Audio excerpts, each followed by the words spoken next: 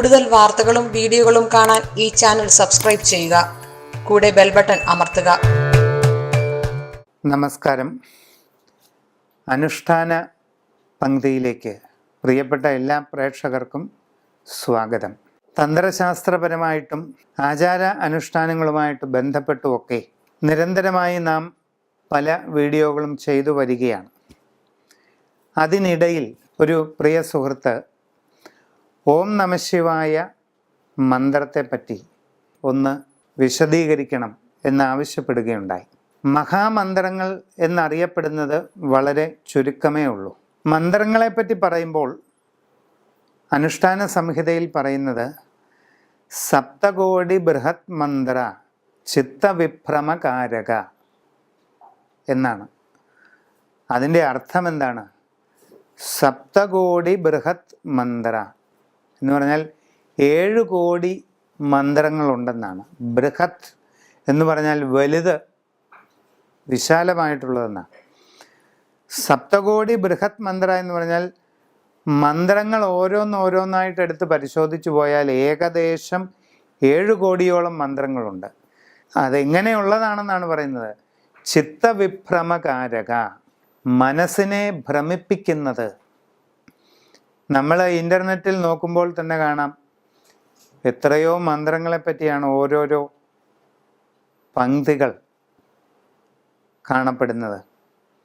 ആകർഷണ മന്ത്രങ്ങൾ, നിഗ്രഹ മന്ത്രങ്ങൾ, വശ്യമന്ത്രങ്ങൾ, ഇങ്ങനെ പലതും. അതാണ് പരമാചാര്യൻ പറയുന്നത് സപ്തകോടി ബൃഹത് മന്ത്ര ചിത്തവിഭ്രമകാരക, മനസ്സിനെ ഭ്രമിപ്പിക്കുന്നതാണെന്ന്. അതായത് മനുഷ്യൻ്റെ മോഹങ്ങളുടെ പിന്നാലെയുള്ള യാത്രയിൽ നമ്മളെ വല്ലാതെ വിഭ്രമിപ്പിക്കുന്നതാണ് മന്ത്രങ്ങളുടെ ലോകം. എന്നാൽ അതിൽ മഹാമന്ത്രങ്ങൾ എന്നറിയപ്പെടുന്നത് ചുരുക്കം 4-5 എണ്ണമാണ്. വിഷ്ണു ഭഗവാന്റെ ദ്വാദശാക്ഷരി മന്ത്രം ഓം നമോ ഭഗവതേ വാസുദേവായ എന്നുള്ളത്, മഹാവിഷ്ണുവിൻ്റെ തന്നെ അഷ്ടാക്ഷരി മന്ത്രം ഓം നമോ നാരായണായ എന്നുള്ളത്, പിന്നെ രാമകൃഷ്ണ മഹാമന്ത്രം, അതാണ് ഹരേ രാമ എന്ന് തുടങ്ങുന്ന ഈരടി. പിന്നെ മറ്റൊന്നാണ് ശിവൻ്റെ പഞ്ചാക്ഷരി മന്ത്രം ഓം നമഃശിവായ. നാം ഇപ്പോൾ അതിനെപ്പറ്റിയാണ് പറയാൻ പോകുന്നത്. ആത്യന്തികമായ ശാന്തിയുടെ മഹാസമുദ്രമാണ് ശിവം. പ്രണവം എന്ന് പറയുന്നത് താരകബ്രഹ്മമാണ്. അതായത് ഈ പ്രപഞ്ചമുണ്ടായത് ഒരു ആദിമ വിസ്ഫോടനത്തിലൂടെയാണ് എന്നുള്ള ആധുനിക ശാസ്ത്രത്തെ ഫോളോ ചെയ്താൽ, പിന്തുടർന്നാൽ നമുക്ക് മനസ്സിലാകുക ഒരു അതിസൂക്ഷ്മമായ നാദത്തിലൂടെയാണ് ഈ മഹാപ്രപഞ്ചത്തിൻ്റെ ആരംഭം. ആ നാദമാണ് ഓംകാരം. അതായത് എല്ലാം ലയിച്ചു ചേരുന്ന ആത്യന്തികമായ ഒരേ ഒരു സ്വരം, അതാണ് ഓം എന്നുള്ള പ്രണവം. നമ എന്നുള്ള വാക്കിൻ്റെ പ്രാഥമികമായ അർത്ഥം നമിക്കുന്നു എന്നാണ്, വന്ദിക്കുന്നു. എന്നാൽ നമഃശിവായ മന്ത്രത്തിലെ നമ അതിനും അപ്പുറത്തേക്കുള്ള ഒരു വാതിലാണ്, വാതായനമാണ്. ആ പ്രണാമം, നമ എന്നുള്ള പദം കൊണ്ട് സാധാരണ ഉദ്ദേശിക്കുന്നത് നമിക്കുന്നു അഥവാ നമസ്കരിക്കുന്നു എന്നുള്ള പദ അർത്ഥമാണെങ്കിൽ, പഞ്ചാക്ഷരി മന്ത്രത്തിലെ നമ ഒരു സാഷ്ടാംഗ പ്രണാമം തന്നെയാണ്. മനുഷ്യൻ്റെ 8 അംഗങ്ങളും ഭൂമിയുമായി ബന്ധപ്പെടുത്തി ഒരു നെടുനീളൻ നമസ്കാരം. അതിൻ്റെ വിശേഷം എന്താണെന്ന് ചോദിച്ചാൽ, സാധാരണ നമസ്കാരം എന്ന് പറയുന്നത് നമ്മളായി നിലനിന്നുകൊണ്ട് മറ്റൊന്നിനെ അഭിവാദനം ചെയ്യുക അഥവാ വന്ദിക്കുകയാണ്. അതായത് നമ്മൾ ഗുരുക്കന്മാരെ നമസ്കരിക്കുന്നു, അല്ലെങ്കിൽ ക്ഷേത്രങ്ങളിൽ ബിംബങ്ങളുടെ മുമ്പിൽ നമസ്കരിക്കുന്നു, മുട്ടുകുത്തി നമസ്കരിക്കുന്നു, ഭൂമിയിലേക്ക് ടച്ച് ചെയ്യാതെ കുനിഞ്ഞു വന്ദിക്കുന്നു, കൈകൂപ്പുന്നു. പലതരം വന്ദന ശീലങ്ങളുണ്ട്. ഈ വന്ദനശീലങ്ങളിലെല്ലാം കാണുന്നത് നമ്മളായി നിന്നുകൊണ്ടുള്ള വന്ദനമാണ്. അതായത് അവനവനെ പറ്റിയുള്ള ഞാൻ എന്ന ഭാവം നിലനിർത്തിക്കൊണ്ടുള്ള ഒരു വന്ദനമാണ് ബാക്കിയെല്ലാം.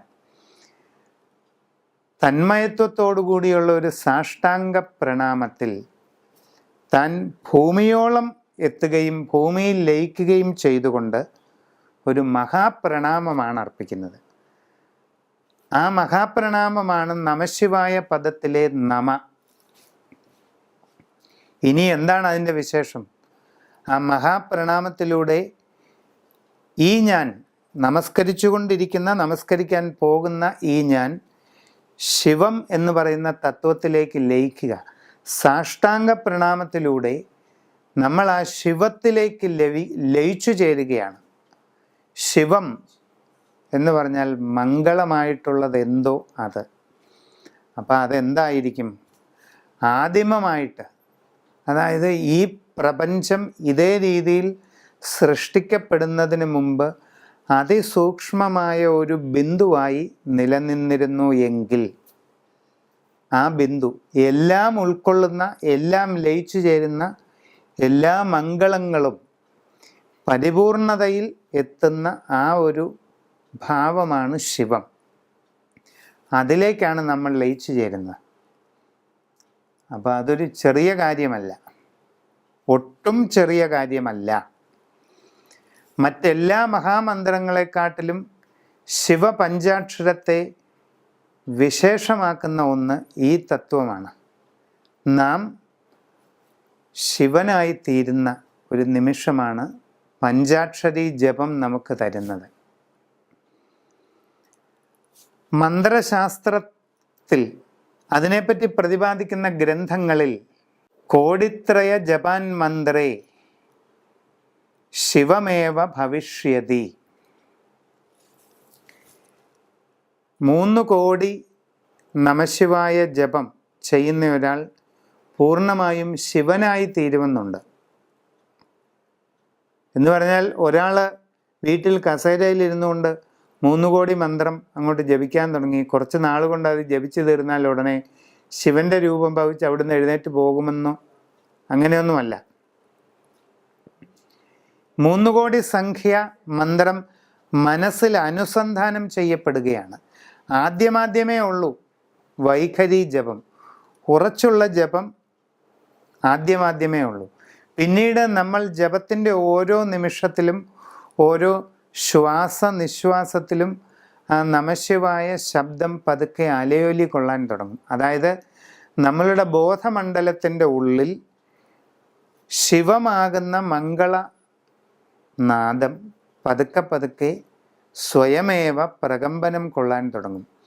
പിന്നീട് അത് നിരന്തരമായ ഒരു സ്പന്ദനമായിട്ട് നമ്മളുടെ മനസ്സിൻ്റെ ഉള്ളിൽ ആത്മാവിൽ എല്ലാം ഇങ്ങനെ അലയടിച്ചുയരുമ്പോൾ നമ്മൾ പോലും അറിയാതെ അത് നിരന്തര നിത്യപ്രതിഭാസമായി മാറും.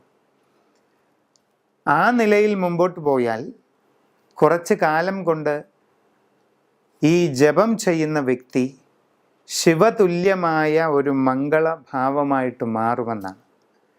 നാം ശിവനിൽ ലയിച്ചു ചേരുന്ന പരിപൂർണമായ ഒരവസ്ഥ. അതാണ് നമഃശിവായ പദത്തിൻ്റെ അസാധാരണമായ ഒരു പ്രാധാന്യം. ബാക്കി ഒരു മന്ത്രങ്ങളിലും ഈ ഒരു ഭാവം പറയുന്നില്ല. സാധകൻ മന്ത്രമയമായി തീരുന്ന അവസ്ഥ. അതുകൊണ്ട് തന്നെ ഈ നമഃശിവായ ജപം കൃത്യനിഷ്ഠയോടുകൂടി എല്ലാ ദിവസവും ഒരു 24 മിനിറ്റെങ്കിലും കുറഞ്ഞത് ചെയ്യുന്ന വ്യക്തിക്ക് മറ്റ് ഒരു സാധനങ്ങളുടെയും ആവശ്യമേ ഇല്ല. ചെയ്യുന്നതിന് ദോഷമുണ്ടെന്നല്ല, പക്ഷേ മറ്റൊന്നുമില്ലെങ്കിലും ഈ പ്രപഞ്ചത്തിലെ സർവ്വദേവതാഭാവങ്ങളും ഈ ആളിൻ്റെ ഉള്ളിൽ വന്ന് നിറയുന്നതാണ്, വന്ന് ഭവിക്കുന്നതാണ്. 24 മിനിറ്റെങ്കിലും കുറഞ്ഞത് ജപിച്ചിരിക്കണം. ഈ 24 മിനിറ്റിൻ്റെ കണക്ക് എന്താണെന്ന് ചോദിച്ചാൽ 1 നാഴികയാണ്. 1 നാഴിക വരുന്ന സമയം 24 മിനിറ്റാണ്. 1 നാഴികയോ 2 നാഴികയോ 3 നാഴികയോ ക്രമത്തിൽ സാധന ചെയ്യാം. കൃത്യമായിട്ട് ഈ 24 മിനിറ്റ് അളന്നെടുത്ത് ജപിക്കാനൊന്നും തുടക്കത്തിൽ പറ്റിയെന്ന് വരില്ല. അപ്പോൾ നമ്മൾ പുലർകാലത്താണെങ്കിൽ ഉദയത്തിന് മുമ്പേ കുളി കഴിഞ്ഞ് കിഴക്ക് അഭിമുഖമായി ഒരു പായിലോ അല്ലെങ്കിൽ ഒരു ഷീറ്റ് വിരിച്ചോ ഇരിക്കുക. സ്വസ്ഥമായ ഒരു പത്മാസനത്തിലോ മറ്റോ ഇരിക്കുക. വേണമെങ്കിൽ നിലവിളക്ക് തെളിച്ചു വെക്കാം, വേണ്ടെങ്കിൽ വേണ്ട. നമ്മൾ ഏകാഗ്രതയോടുകൂടി ശിവഭാവം അത് വളരെ നിർബന്ധപൂർവം അടിച്ചേൽപ്പിക്കാനൊന്നും നോക്കണ്ട, അത് തനിയെ വരേണ്ടതാണ്. തുടക്കത്തിൽ ഏകാഗ്രത എന്ന് പറയുന്നത് കുറച്ച് ബുദ്ധിമുട്ടാണെങ്കിലും ക്രമേണ അത് നേടിയെടുക്കാൻ നമുക്ക് കഴിയും. അങ്ങനെ പഞ്ചാക്ഷരി ജപിക്കാൻ തുടങ്ങിയാൽ ആരംഭത്തിൽ നമ്മളൊരു ടൈം പീസോ അല്ലെങ്കിൽ ഒരു വാച്ചോ അങ്ങനെ എന്തെങ്കിലും മുമ്പിൽ വെച്ച് ഏകദേശ സമയം കണക്കാക്കി തുടങ്ങാം. ക്രമേണ മറ്റൊന്നിനെയും ആശ്രയിക്കാതെ 24 മിനിറ്റ് കൃത്യമായി നമ്മൾ പോലും അറിയാതെ നമ്മുടെ ബോധമനസ്സ് ഈ ജപത്തിൽ ലയിച്ചു ചേരുന്ന ഒരവസ്ഥയിലേക്ക് വരും. അത് പിന്നീട് 48 മിനിറ്റ്, അതായത് 2 നാഴിക, പിന്നെ 72 മിനിറ്റ്, അതായത് 3 നാഴിക, ഇങ്ങനെ വേണമെങ്കിൽ വർദ്ധിപ്പിക്കാം. ഈ അനുഷ്ഠാനം മുമ്പോട്ട് കൃത്യമായി ചെയ്തു പോകുന്നയാളിന് മറ്റൊരു ദോഷപരിഹാരങ്ങളും സത്യത്തിൽ ആവശ്യമില്ല. കാരണം എന്താ? നവഗ്രഹങ്ങളും 27 നക്ഷത്ര മണ്ഡലങ്ങളും ഈ രാശിചക്രം തന്നെയും പരമേശ്വര ചൈതന്യത്തിൽ നിന്ന് ഉത്ഭൂതമാവുന്നവയാണ്. അപ്പം വിശ്വരൂപമായ വിരാട് രൂപമായിരിക്കുന്നതായ ഈ സാക്ഷാൽ സദാശിവ സങ്കല്പം നമ്മളുടെ ഉള്ളിൽ നിറഞ്ഞു തുടങ്ങിയാൽ പിന്നീട് ഒരു ഗ്രഹദോഷങ്ങളും വാസ്തവത്തിൽ നമ്മളെ ബാധിക്കുന്നതല്ല. അതുകൊണ്ട് പഞ്ചാക്ഷര ജപത്തിൽ മുഴുകണമെന്ന് ആഗ്രഹമുള്ളവർ കൃത്യനിഷ്ഠയോടുകൂടി എന്നും പ്രഭാതത്തിൽ ഉദയത്തിന് മുമ്പ് ഉണർന്നെഴുന്നേറ്റ് ഓം നമഃശിവായ എന്ന മംഗളകരമായ പദം വളരെ ശാന്തമായിട്ടും ഏകാഗ്രതയായിട്ടും ജപിച്ച് മുമ്പോട്ട് പോകുന്നത് ഒരു ശീലമാക്കുക.